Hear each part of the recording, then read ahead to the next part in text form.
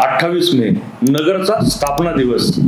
दिनांक 31 मे रोजी राजमाता अहिल्यादेवी होळकर यांची 300वी जयंती साजरी होत आहे. त्या निमित्ताने संपूर्ण महाराष्ट्रात त्रिशताब्दी महोत्सवाचं आयोजन केले आहे. नमस्कार, मी अमित गटणे. माझी जन्मभूमी आणि कर्मभूमी सुद्धा नगरच. शहाजी राजांनी निजामशाहीच्या झेंड्याखाली का असेना स्वातंत्र्यासाठी लढा दिला, पण दुर्दैवाने स्वातंत्र्य लढ्याची ज्योत मावळली. पण त्याच ज्योतीतून छत्रपती शिवाजी राजे नावाची दगदगती ज्वाला निर्माण झाली.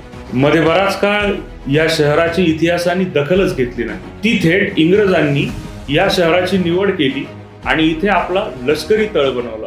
तोच वारसा स्वतंत्र भारताने पुढे नेत इथे आपले प्रमुख मिलिटरी सेंटर बनवले. राजमाता अहिल्यादेवी होळकर आपल्या उचित न्यायदानासाठी प्रसिद्ध होत्या. त्यांनी प्रसिद्ध हिंदू मंदिरांचा जीर्णोद्धार केला.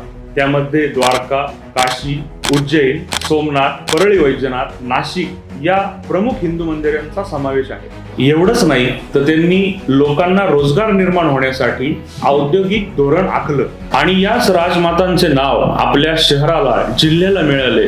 त्यामुळे आपले कर्तव्य बनते की त्यांनी दाखवलेल्या मार्गावर मार्गक्रमण करून आपल्या शहराचे, जिल्ह्याचे नाव गर्वाने महाराष्ट्रात नाही तर देश पातळीवर गाजवू. माझ्या लाडक्या अहिल्यानगर शहरास स्थापना दिनानिमित्त हार्दिक शुभेच्छा व राजमाता अहिल्यादेवी होळकरांचरणी विनम्र अभिवादन.